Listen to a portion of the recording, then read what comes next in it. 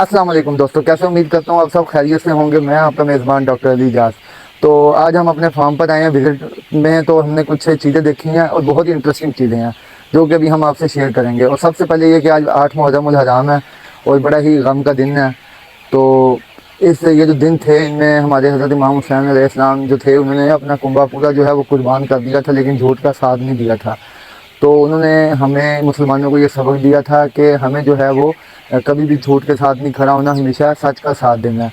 लेकिन हालात आपके सामने, आप देख सकते हैं कि आजकल हमारे सामने कुछ गलत भी हो रहा हो तो हम चुप करके बैठ जाते हैं, हम ये नहीं कहते कि ये गलत है। तो हमें इन चीज़ों पर गौर करना चाहिए और ये गम के जो दिन हैं इनसे हमें ये चीज़ सीखनी चाहिए कि हमें सच के रास्ते पर चलना चाहिए और हमें जो है अच्छी चीज़ों से अच्छी कहना चाहिए और जो गलत है हमें उसे गलत कहना चाहिए। एक ना एक दिन हमारी इस कौम को ये बात कहनी पड़ेगी। खैर, अब हम आते हैं अपने टॉपिक की तरफ। तो हमने अपना फॉर्म विजिट किया, तो फॉर्म में हमने ये देखी है, एक इंटरेस्टिंग चीज़ देखी है। वो आप भी गेस करें कि वो क्या हो सकती है। हमने आज से 2 हफ्ते पहले अपने चूल्हों की डी बीकिंग करवाई थी, आप जानते हैं। तो डी बीकिंग करवाने का मकसद हमारा यही था कि हमारे चूल्हे जो थे वो उन्होंने पिकिंग स्टार्ट कर दी थी, एक दूसरे को काटना शुरू कर दिया था। तो अब दोबारा चूल्हों ने ये हरकत शुरू कर दी है। वो क्यों कर दी है? तो सबसे पहले हम आपको ज़ख्मी चूल्हे दिखाते हैं, फिर हम आपको बताते हैं कि ये चूल्हे का दोबारा करने की ये वजह क्या है। तो जी ये देखें, ये हमारे 1-2 चूल्हे हैं जो हमने अभी साइड में देखे हैं। ये आप देख सकते हैं इनकी क्या हालत हुई है। तो और ये देखें, ये चूल्हे ज़ख्मी हुए हैं जो कि हमें शेड के अपने अंदर से मिले हैं और आप इनकी हालत देख सकते हैं। तो अभी ये हमारे जो लेबर है वो तंग आई भी, ज़ाहिर बात है सुबह से। ये आप देख सकते हैं, वो दिखाएं इनको, लूसन के जो पट्टे हैं हमने वो लटकाए हुए हैं, सब चारा जिसे कहते हैं। साइडों पे जो हमारे पर्दे हैं हमने वो भी ऊपर किए हुए हैं ताकि चूल्हों को रोशनी कम से कम मिले और चूल्हा जो है वो एक दूसरे को कम काटे। अब इसका हल तो कोई नहीं, इसका हल हमारे पास यही है दोबारा कि हमने अब इनकी दोबारा डी बीकिंग करवानी पड़ेगी।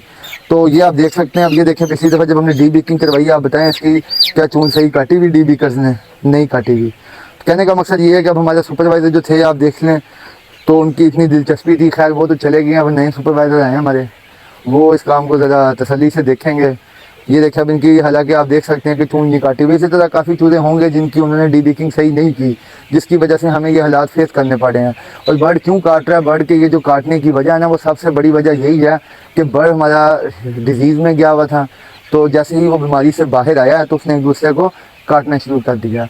तो अब हमें जो है वो इस तरह के ज़ख्मी चूल्हे निकालने पड़े। अगर हम नहीं निकालेंगे तो इनकी मोर्टेलिटी हो जाएगी। और आप जानते हैं कि हम अपनी हर वीडियो में एक और बात डिस्कस करते हैं, तो वो भी करेंगे इंशाल्लाह। तो अभी हमने डी बीकर्स को कॉल किया फ़ौरन एमरजेंसी तौर पर। तो डी बीकर अभी देखते हैं, हमारा कल का टाइम बनता है या शाम का बनता है आज का। तो जैसे ही हमारी डी बीकिंग दोबारा होगी इंशाल्लाह हम आपको वो भी दिखाएंगे। तो अब हम चलते हैं अपने टॉपिक की तरफ। आज हम बात करेंगे कि एंटीबायोटिक्स की। क्या आप भी ये समझते हैं कि जो एंटीबायोटिक है वो हर मसले का हल है, हमें एंटीबायोटिक देनी चाहिए? जी नहीं, एंटीबायोटिक्स जो है वो सिर्फ और सिर्फ बैक्टीरिया के ख़िलाफ़ जो बीमारी होती है उस पर अपना असर दिखाती है। अगर आपका मसला वायरस हो या हीट स्ट्रेस हो या मैनेजमेंट का इशू हो तो उस पर एंटीबायोटिक असर नहीं करती।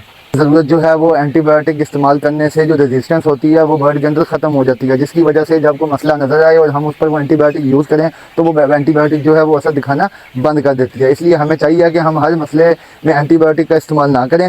पहले वजह मालूम करें कि बर्ड को जो इशू हुआ है वो उसका असल वजह क्या है, उसका मसला क्या है, फिर उस हिसाब से हम अपनी मेडिसिन यूज़ करें। और आपकी नज़र में जो फार्मर है वो सबसे ज़्यादा कौन सी एंटीबायोटिक यूज़ करता है, उसकी क्या गलती है जो वो सबसे बड़ी कौन सी एंटीबायोटिक यूज़ करता है? तो ये आप हमें कमेंट में लाजमी बताएं और इंशाल्लाह नेक्स्ट वीडियो में मिलते हैं आपसे। अपना ख्याल रखिएगा। अल्लाह हाफिज़।